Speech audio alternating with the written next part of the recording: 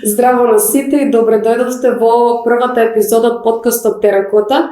Теракота или она по што е познат градот Виница, токму местото од каде што доаѓаме и каде што растеме. Теракотата или теракотните икони се археолошки пронајдоци од Виничко кале, автентични и символ на градот Виница и по тоа сме познати ширум целиот свет. Да искористам приликата и да кажам дека годинава Музеј Теракота Виница слави 40 години од пронаоѓањето на тие археолошки пронајдоци од Виничко кале. Инаку да се представам, во првата епизода, нели, јас сум Ивана Гошева, имам скоро 19 години, доаѓам како ученик матурант од Средното општинско училиште Ванчо Прке Виница, активист во општеството, хумана колку можам и љубител на уметноста, особено на актерството. Во студиото со мене се моите другари, на кои што исто така ќе им дадам прилика да се представат. Повелете. Здраво сите, јас сум Олег Георгиевски, учам во основно одделение во подрачното основно училиште Сачо Снимецки во село Градец Виница и сум член на младинската организација во село Градец. Здраво на сите, јас сум Ерика Тасевска, од основно одделение, учам во подрачното училиште Славчо Стоименски село Градец и членувам во младинската организација. Здраво на сите, јас сум Ана Тодорова, ученик во основното општинско училиште Гоце Делчев Виница и сум основно одделение. Здраво и од мене, јас сум Ана Арсова, исто ученик матурант во Виничката гимназија Ванчо Преке, активист, волонтер, љубител на уметноста. Така ви благодарам. Инаку еве држам неколку теракотни икони, тоест ова е Винеам, најпознатата теракотна икона во Виница, лозова пенушка. И тоа, сега да поминеме нели на самата епизода од подкастот. Истата епизода го носи насловот Гласови на иднината и таа тематика ќе ја обработуваме во денешната епизода. Па да преминам на првото прашање.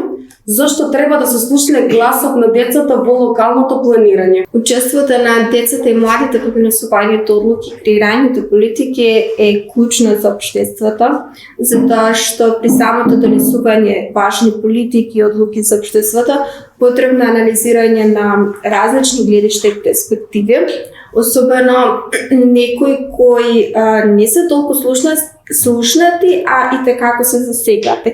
Затоа што децата и помладите, освен што имаат различни гледни точки, во пракса се докажало дека се и поиновативни во креирањето решенија. Освен тоа, децата имаат таа потреба во себе да бидат слушнати како во домот од родителите, на улица, во училиште, така и во општеството имаат таа потреба нивниот глас да биде слушнат, нивните желби и потреби да бидат уважени. Дефинитивно и разбрани. Исто така гласот на секој човек треба да се слушне, па така и на децата. Но децата имаат поинаков вид на работите што возрастните го забораваат. Па ако не послушат, можеби ќе донесат побави одлуки. А исто така сме сведоци на брзиот развој технологијата, кој ние децата го следиме тој тренд и може полезно се справиме за подобро место живење со разни проекти, бидејќи на крајот крајава светото само на нас децата.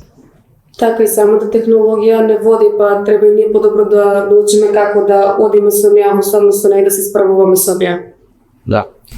Децата се една од главните работки во општеството, кои покрај со својот собствен глас може да допринесат некои одлуки и да дадат некои предлози. Сведоци сме на се по-големо иселување на наши соученици поради неповолните услови, а сепак сме свесни дека и децата се иднината на општеството. Причината за иселување се условите. А од друга страна и тоа што возрастните не ги сваќаат нашите барања сериозно, затоа што не сметат за многу мали и нашите барања за нив се несериозни.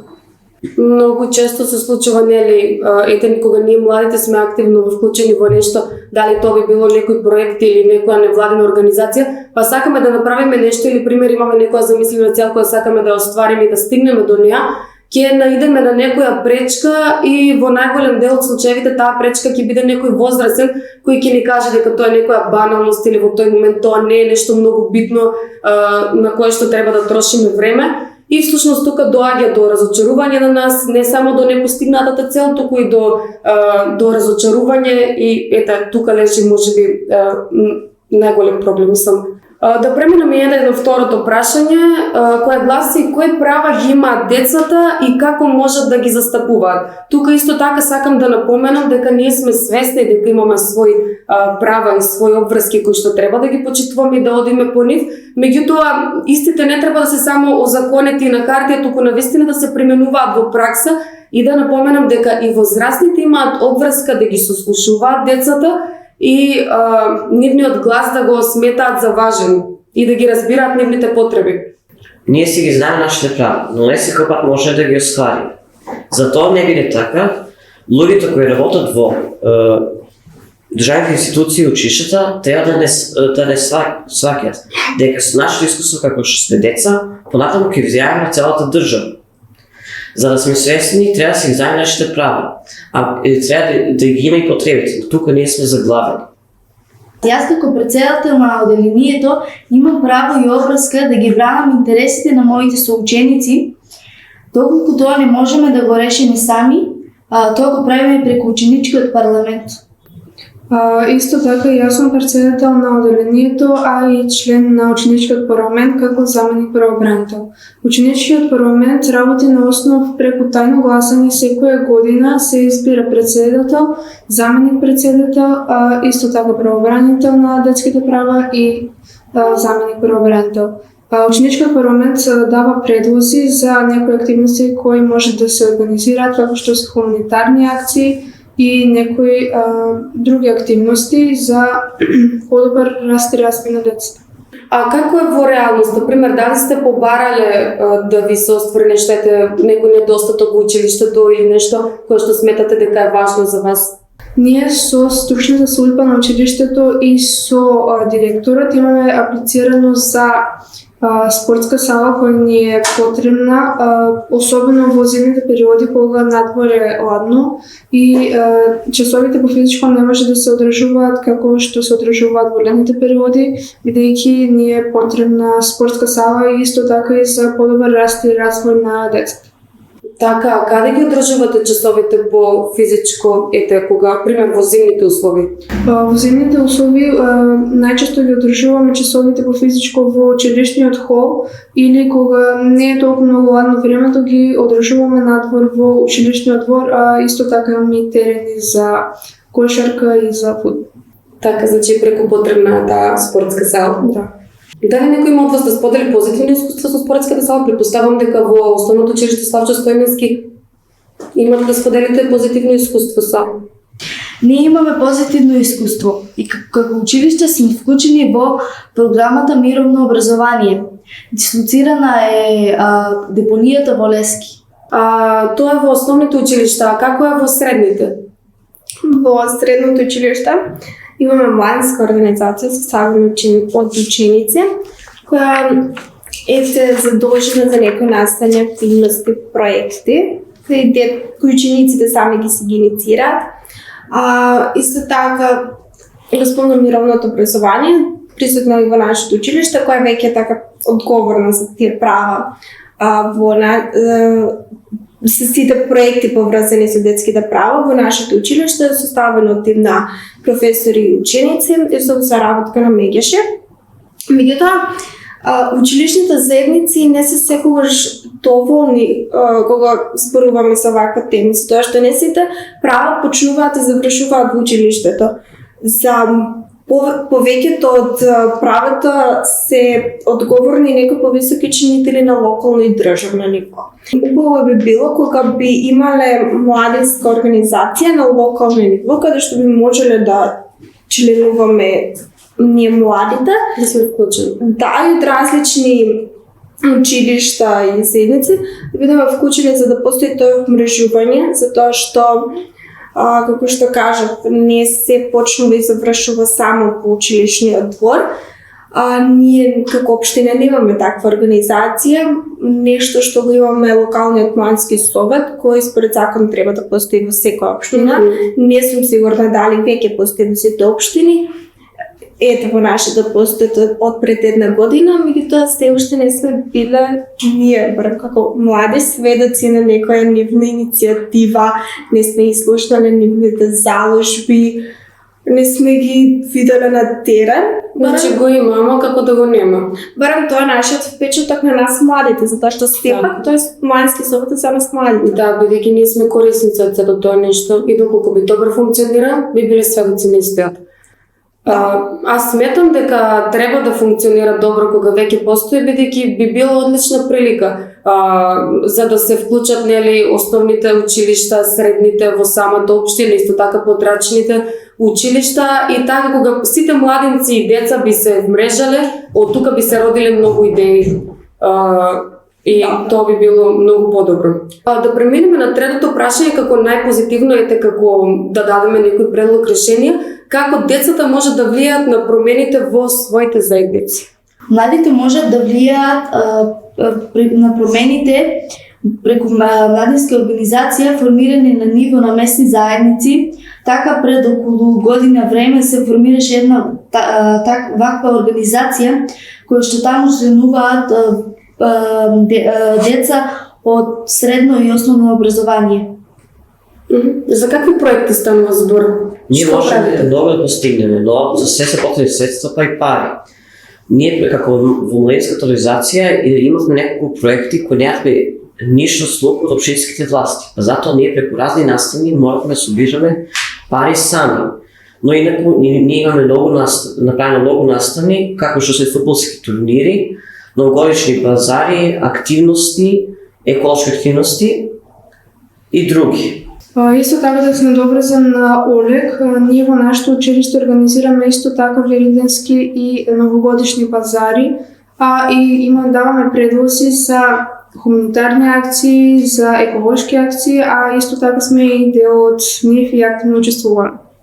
Кога сме веќе кај хуманитарниот карактер, да ја спомнам општинската организација на Црвен крст Виница, во која сум долгогодишен волонтер, исто како тебе, Ивана, и е организација општинска, на општинска ниво, каде може да членуваат сите деца и млади заинтересирани, кои сакаат да направат промена во општеството, сакаат да направат промена на кај поединци и најбитно сакаат да направат промена кај себе, затоа што Црвен крст освен тие хумани акции, хуманитарни кои ги правиме, преку нив и преку сите останати акции за едукација, дружба, прва помош, исто така, правиме некои суштински, коренски промени во општеството. Така, сведоци сме на тоа дека деца од по наша возраст, значи 14-15 години, буквално од ништо прават нешто, од ништо градат куќа, од ништо ранат толку многу стотици луѓе и навистина прават големи промени кои што треба да бидат уважени и треба да бидат слушнати од родителите, од возрастните и од сите и да бидат разбрани и уважени. И затоа сметам дека, пак да се надоврзам од тоа прескане што кажавме дека младински совет постојано не е доволно, не функционира добро. Да би функционирал добро, би имало и младинска канцеларија и тоа би било место каде што би си седеле, не само на дружба, би се споделувале идеите кои што младите ги размислуваат, што младите прават. Исто така таму би можел да доаѓа градоначалникот, да ги посетува, да доаѓаат, добро може градоначалникот да доаѓа, нели? Да доаѓаат професори, наставници, самите родители можат да доаѓаат и да си разговарат со децата и младинците, децата да разменуваат идеи, да кажуваат што направиле и како придонесуваат за заедницата и така тие би се чувствувале многу поуважено. Да, исто така да ја искористам приликата кога веќе ги спомнам младинците 14-15 години во град Куќе, да искористам приликата како овогодишен ПХВ дисеминатор, да ја спомнам и самата ЦК ПХВ програма, која буквално доказа се тоа што ти го кажа, каде што сме сведоци на деца кои градат буквално 14, 15, 16 години градат куќи, хранат луѓе, лекуваат деца и чудо прават и во општеството, и во заедницата и буквално го менуваат општеството. Не знам, мислам дека светот, односно нашата држава и нашето општество се уште не е свесно за тоа. Иако програмата веќе постои 30 години, се направени неверојатни промени. Значи, кај нас во државата е тешко да обстои нешто толку многу години, а овој проект обстојува 30 години. Што испроштив да кажам е дека едно од клучните цели на програмата, освен помош на најрелевантните социјални групи, промена кај младинците, за тоа што ако сакаме да направиме промена, треба самите ние да се промениме. Велиме дека промениме секојдневно. Да, велиме дека младинците и децата се промена во општеството. И ние преку оваа програма, правиме промената, се извинувам, кај ние го менуваме нивното секојдневие, нивниот поглед на светот, ги студираме со реалноста и со општеството и ги способуваме на некој начин за промени во општеството. Многу пати во оваа програма сме биле сведоци како деца работат во возрастните. Така, затоа е многу убаво и добро што толку многу, барем ние се знаме за во нашата општина, дека многу голем број деца и младици се вклучени токму во таа општинска организација на Црвен крест Виница. Добро, уште една битна работа е секој дека треба од нас да се чувствува безбедно во местото во кое што живее и тоа е многу повеќе работа на надлежните, значи тие треба да бидат побудни во однос на тоа. Како вие се чувствувате во местото во кое што живеете? Дали се чувствувате безбедно? Да. Не е дека е многу средина некој. Добро, како мала заедница, релативно сме безбедни, да бидеме искрени, меѓутоа има некои не се баш светлица кои не попречуваат и секако има недостатоци и не ни дозволуваат да се чувствуваме доволно безбедно. Например, еден од некои од клучните проблеми се тоа што немаме доволно паркинг места, со тоа барем во централните подрачја на градот, сите тротоари се заземени, немаме простор за пешачење, ниту ние децата, ниту возрастните. Не сите делови од градот се осветлени, не сите села се осветлени на тоа време, градскиот парк, најчестите шеталишта не се осветлени. Ева во моето мало, значи едва едно сјалите свети, така да едва се од до дома, сум фарма, едва се одев до дома, сега е малку подобро. Добро, дали имате да додадете уште некој недостаток што вам ви пречи? Да, исто има проблем со сообраќајот и немаме доволно пешачки премини, семафори, исто така се уништуваат и сообраќајни знаци, а исто така има проблем со алкохол, бидејќи се точи на малолетни деца. Исто така проблем се и уличните кучиња кои ги има насекаде и се бара од општината, барем ако може да се соберат тие кучиња и да се третираат во стационари, бидејќи не сме безбедни поради тоа што ги има насекаде и пред училиштата и не се чувствуваме безбедно така ние децата да излеземе на улица. Да, и така би можеле многу побезбедно да се движиме из општината. Да. И веќе сме при крај на денешнава епизода од овој подкаст. Сакам да кажам дека ние како младинци, штом сме веќе седнати тука и размислуваме, значи веќе сме на првиот чекор кон промена, така да со само до тоа испраќаме алармираме за една подобра иднина и за едно подобро утре. Не дека сега не е добро, меѓутоа секогаш може да биде подобро, а ние ветуваме дека ќе правиме се што можеме за да бидеме учесници во таа промена. Исто така да се заблагодарам на поканата да учествуваме во овој подкаст и да бидеме учесници во овој проект. Ви благодарам.